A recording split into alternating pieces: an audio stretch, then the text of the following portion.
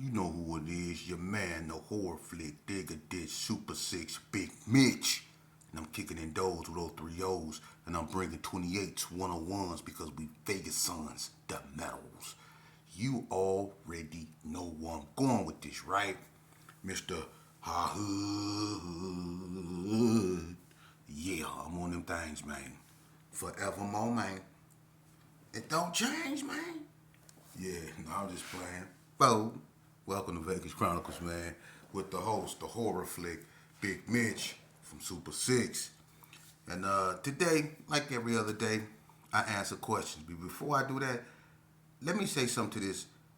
Look, dude, I don't know who you is, where you from, and I really don't care. But no, I'm not a California hater, okay? Oh, some of my closest friends is from Cali. You know, how could I be a California hater when the first person, listen, you probably wouldn't have known who I was if it wouldn't been for a California guy. Melly Mel, the hood postman. First one to interview me. See? Know what you talking about. The brother came all the way out here from Compton. Got much love for the hood postman, and I'm a mailroom goon. So I don't know what you talking about. Big Mouse from Athens was my brother. We got parole together. What are you talking about? I'm anti-Cali. Now, it was skirmishes in the penitentiary. Yeah, I had incidents with California boys, but I'm not anti-nothing. I'm too old to be anti-anything. You know? Some of you dudes are so weird, man, that you can't take a simple message without wearing your feelings on your sleeve and taking the message for what it was, because I never spoke of nothing as if I was anti anything. I just say Vegas kept its identity, and it did. That's the truth. That hurt you? Y'all weirdos, man. Y'all look for conflict all the time. Don't look for conflict like that on this channel, homie. I act my age. I don't stay bang no more. I don't have to. I judge brothers on their character, not where they from. Everybody bleed red at the end of the day. Alright? So you could miss me with that. You could go on somewhere else and get with Whack 100 and all them other cats on Clubhouse and all them other weird platforms with that bull crap, man. I ain't with none of that. We gonna keep it actual, factual, and we gonna keep it historical up over here, and we gonna focus on consequences, okay? Vegas history, moving along. Now, I want to answer a question, man. Somebody asked me what was the deadliest years in Las Vegas. That's pretty. That's a good one there. And I'm gonna be honest with you. In my opinion, because everybody got opinions, but in my opinions, I would say the deadliest years. We all know where it began. All right, it began in '86, but I would say the deadliest, where people was really dying. Okay, after I caught my case in I think '92, yeah, '92, almost '93 ish. Um, Big Nice, he got killed right after I caught my case. Um, that was gang related. But even though he got killed by law enforcement, it was behind some gang banging stuff. He got into it with the Valley Views. And then, you know, uh, Queet from ABM had, I think something happened with him in an NTG. I think his name was Isaac. Something happened with that, Isaac or something like that. Something happened with that. Queet caught a case with that. So people start dying from, I would say, between 93, 4-ish. It really picked up in 95 because after I was locked up, and the Donnas and the Gershons was already at war. Okay, it was people dropping, but it wasn't just all right people getting slaughtered yet. All right, the 40 blocks really wasn't in it yet. It was a bunch of gangs that wasn't really in it. The Parus got in it because Spanky P shortly got killed afterwards. So people start dying. All right, but I would say when people really, really start dying, and I don't think nobody gonna be able to prove me wrong on this one. And if you can, put it in the chat and we can talk about it, and I'll bring you on. Uh, I think when people really start dying is when the Gersons and the NTGs went to war. When the Gersons and the NTGs went to war, that war right there, it was so intense because the Gersons and Adonis was still into it. But that war right there was so intense that so many people started dying. And one of the first casualties of that, was Rip. Rip got killed. And people just start falling. And it even intensified because after that, because Durong got killed, that's what brought the NTGs into the war against the Gerson. Okay? And then John Lee got killed. And now the ABMs is warring with the Gerson. So the Gersons is at war with the Donna Street Crips. They at war with the Northtown Gangster Crips. And they at war with the ABMs. All right? Now with that's going on, the Pyrus get in it because of Spanky P. Now the Pyrus is warring with Donna Street. The truce is all over with. Okay? The truce is over with. Then Bread gets shot by the Valley Views. So stuff started getting out of hand. The NTGs was spraying up everything. I mean, the Murderous Clique was performing. Y'all remember that? The Murderous Clique was performing, and all hell broke loose out on that, busting everywhere.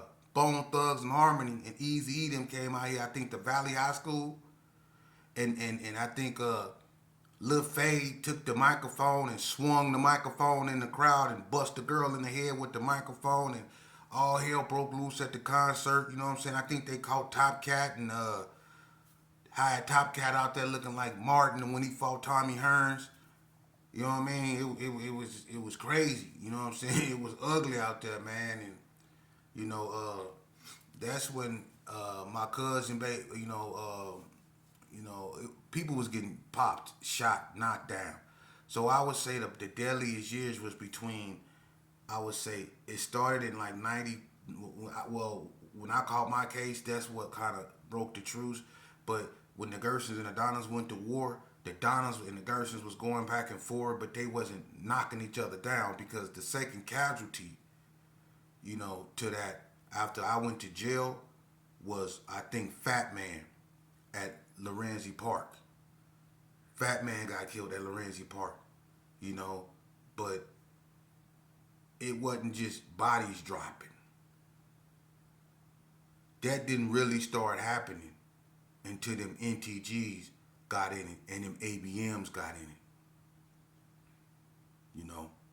When that happened, that's when the bodies started dropping. So from 93, 92, 93, all the way up, because I'm going to show you what happened. After the ABMs get in it, right, what ended up happening, things in the penitentiary started happening. People started getting out. The Bloods and the Gersons, they formed the West Side. It came together naturally, and all the North consolidated. Especially when they had that fight at that high school. Y'all remember that big fight? I don't know if it was Cheyenne or Cimarron. Somebody put that up in there. It was all on the news. When Big Faye got shot. You see, it was horrible. It was the West versus the North. And then things start going south. The back streets come out here. And the Bloods get locked in a war with them. Then we get locked in a war with them. But we still into it with the North. And then the North start getting into it with each other. Donna go to war with White Street. Things start happening and people just start dying. They had the car show. The car show gets shot up. I think the Mexican broad get killed. and a bunch of people get killed. You know what I'm saying? It's just start just being murder.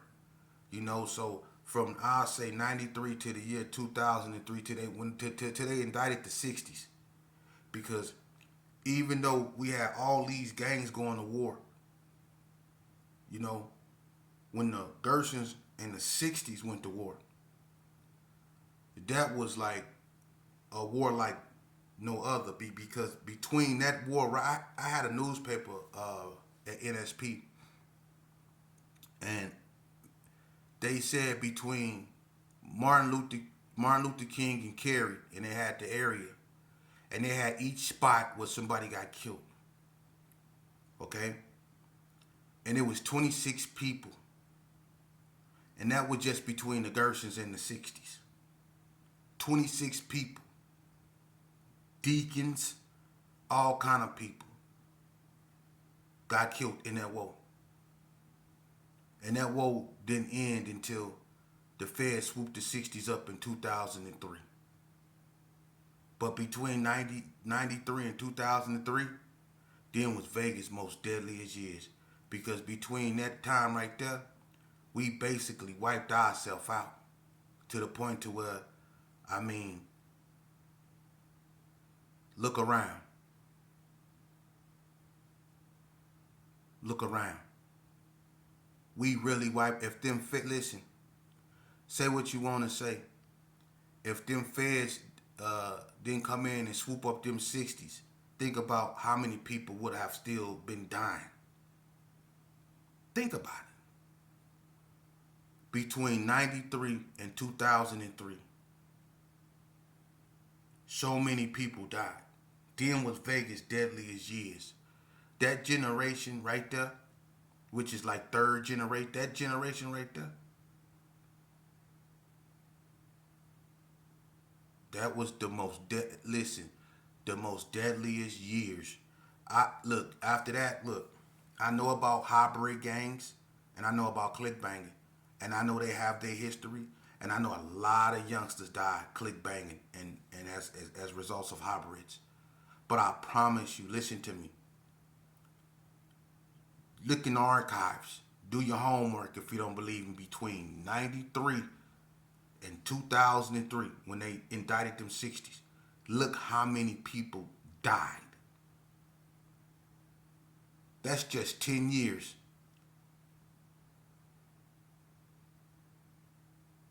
10 years. Look how many people died. Because you had so many wars. So many people lost their lives. Now, the hybrid gangs. The first form of a hybrid gang in Vegas. Let me show you something. That was a real hybrid gang, and it wasn't even a gang. It was a clique, because that's what hybrids are. Y'all cliques, click bang. All right. The first clique of a hybrid was the JCs. That was way back in '89. Okay, 40 Block or the 40 Boys was the first clique, but they wasn't a hybrid. They was all from the same era. Okay, hybrid meaning they was from different areas and different territories. The 40 Boys was the first clique, but they was from the same area. The first hybrid clique was the JCs. Okay? The first hybrid gang, okay, was Wicked Style Players. All right, so I know about hybrids. Wicked Style Players is before Squad and Wood. See? Before the Wood existed in Vegas Heights and before the Squad existed on 40 Block, Wicked Style Player was already there, and it was a hybrid gang. They the first hybrid gang. And I know hybrid gangs, because from that came Squad Wood, Fatigue Shoulders, Top Boys, True Hard Dudes. All y'all got so many Pinkies, Fatigue Soldiers, and all y'all got so many different cliques, you know what I mean? I know y'all had a lot of death and click banging and this hybridism. I know it's been a lot of death, but even so, the intensity of, let me explain something to you. The Wood and the Squad, right? As much as bad as they wars, and I'm not minimizing them. They was intense. I was, I know Swole and a bunch of those dudes. Little Chops, Big Chops, all those cats. I know a bunch of them little youngsters. They babies. You know what I'm saying? I know them. I know their parents. But when you talk about wars, man, you look at what the hybrid gangs did, and then you look at wars like the Six O's and the Gersons. You look at wars like Donna and White Street. You look at wars at like the Gersons and the NTGs. For real, look at wars like Donna in the '60s. Look at wars like the Gersons and the Pyrus, or the Gersons versus the West Coast Bloods. Really look at those type of wars, or the Donna Streets versus the Pyrus. Look at those wars, man, and even the smaller gangs. Like look at those Sydney Sue, Bonanza Village, and Brownie Boy wars. Those wasn't no joke, man. What you youngsters out here doing is just imitating what was already done. That's all y'all doing. But the most deadliest years is when I just said, from 93 to 2003. Now what y'all youngsters started doing, y'all took it all on the strip. y'all, I can't really speak on, the Squad in the Wood like that. And I'm not, because I'm not gonna disrespect those youngsters. Whatever they believed in, they believed in, and the fact that they felt comfortable going outside of their neighborhood and clicking up with other guys from other neighborhoods, and turning that into something, and actually going against people from their own neighborhood, shows you that we dropped the ball. We dropped the ball, because when I was in the penitentiary, and there used to be youngsters coming from up there from the Squad, and you had youngsters up there coming, from the Wood, but they was both Gersons, or youngsters coming from that true hard stuff and stuff like that. We was telling them, no,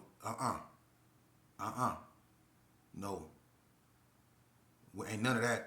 How you from the Wood and you from the Squad and you both Gersons? How y'all into it on the street? But when you come up in here, you under the crown. You know how that make y'all? But when y'all go back out there on the street, y'all go get at each other. Nah, man. That showed us how we dropped the ball, and we was like, y'all ain't bringing that up in here. All let's go stay at the gate. But you have to understand that we go get old and move on, and them youngsters go have they say. And it's only gonna be so long before what they believe in take over and replace what we believed in, because we go with the way. And that's what's happening. Hybridism has taken over the penitentiaries, basically. I mean, you still have Bloods, you still have Gersons and stuff like that, but that hybridism, man, you can't stop that. That's what them youngsters brought forth, and that's what they believed in. Like when we was doing what we was doing, and people didn't like the fact that we started shooting when they were fighting. See, the OGs, you got OGs like Blue Mile, you got OGs, shout out to Blue Mile HP, you know what I'm saying, and all the rest of them, from Stacey McElmore and the Lockharts and everybody, Carl Wesley, that used their hands to get their message across. They didn't need no gun. You know what I mean? They put these on you. You know what I mean? And that's what it was about. That's what made you a man. That's what made you a man. When you can do this here, because whether win, lose, or draw, you can come back and you can fight another day. You ain't gonna win them all. But to lose some, that's how you win some. You take losses to gain wins. You can't win them all. And the hardest of us was the ones that did it this way. Them was the best of us. That's when we was at our best. Now y'all, I'm talking about deadly years, but our best years, our hardest years, our realest years, our most authentic, purest years is when we did it like this. When we met up and we did it like this. Even the females, we did it like this. But we all walked home. We might have walked home with a limp or two and a hematoma or two, but we walked home. We wasn't laying under no sheet. See? Then was the best of our years. So salute to the Lockharts. Salute to everybody that did it this way. Because they taught us. See, we the ones that messed it up because we got away from this and we started doing this. See? And that didn't make us tougher. To some OGs, that made us cowards. That's why when we got into it with our OGs, we was quick to pull a pistol out and they used to tell us, put that pistol down and I'll beat your ass. You had OGs that refused to pick up a pistol. And we used to look at them like they was weak, like yeah, y'all scared of guns. We used to look at the OGs like that. Because we'll pull out that thing on the OGs. And the OGs used to like, put that gun down, I'll beat your mama, woo woo. We wouldn't put that gun down, but we stayed talking. But that was showing us right then and there. We ain't as tough as we think we are. See, them OGs, they didn't need no gun. And then some of them was like, I ain't finna let one of you little kill me. So some OGs picked up guns. Reluctantly. They didn't want to, but they weren't finna let the little homies just knock them down. But them OGs did it like this. Them Pyrus did it like this. Them old Gershons did it like this. For real. Them GQs did it like this. Them PBs did it like this. Them Marble Mountain Boys did it like that. Them BTDs, most definitely, they did it like this. The CCGs, even when they turned RSCs, they did it like this. When we started doing it like that, that's when we was at our worst. And then, when we did it, when we started doing it like this here, the little homies, after us, the wax on down, they start doing it like this. You see? And the cycle continued. You know? We did that. Not the OGs. Not the Gene Fishers. You know? They didn't do that. Not the not the Joe Coolies, not the Big Dave Halls, not the Willie Buckets. You know what I mean? Not the OGs, not the bullies, not the chunkies. They did it like this. See? Melly Mel them, they did it like this. KB, my family them, they did it like this here. Them Shepherds, they did it like this here. Tony Girl did it like this here. Kenny Mack did it like this here. They used them hands and used them well. We got away from that. We started doing this here. Even Tanya Washington exposed a bunch of us. Not me, but a bunch of y'all. She exposed a bunch, because we found out a bunch of y'all found out you wasn't about that life when you ran up on her. Because it was like she was from the old school, huh? She was like the female version of Tony Girl. She was like the Paru version, of Tony Girl. She was knocking things out. They call it a dude with boobs. That's a cold name. The dude with boobs. You know she hit hard. So look. Deadliest years, 93, 2003. We committed genocide in Las Vegas. That's sad. But you know what's even sadder? Is that no matter what I say, no matter how hard I try, and I'm not going to stop trying because I never give up. That might be my Achilles heel. Some people, somebody told me, they say, Sheep, these youngsters, they gonna do what they want to do, man. You can't save them, man. I mean, you can be on what you can be on, but you should just basically worry about me. Don't you know the most noblest of men are the ones that's known for helping other people, not themselves. It's good to help yourself, but if you want to get God's attention, you help other people. The selflessness of one's nature is what really defines them. What I'm doing is trying to show the youngsters that I hear what they saying. I understand what's going on, man, and I be one of the first to say, yeah, we failed y'all, and we should have taught y'all right. You know, we the one deviated away from what the OGs taught us, which was to fight. When I was growing up, I knew better. Every time I got into it with Lil Dog or Fooge or anybody over there, Crazy Reggie, you know what I'm saying, or whoever was running the boys club, Master G, you know what I'm saying, Hyde, whoever was running the boys club, putting on the boxing gloves, man. Whoever win, you get a quota. Go play the dig dug machine. You know what I mean? Or whatever you want to go play. But we put on boxing gloves and we got am. That's how we grew up in Herbert Gershon. If you ain't never put on a pair of boxing gloves when you was a little kid to settle a dispute, you not from Herbert Gershon. You not from Herbert Gershon, because that's how we got out. We put on boxing gloves. And we grew up watching homies fight. You know? And we grew up watching them fight other people. We grew up watching the GQs fight the Pyrus and the PBs fight the GQs and the War Babies fight the PBs and Pyrus. We grew up watching that, man. They fought. You know? And we did away from that. We started shooting and we stopped fighting, man.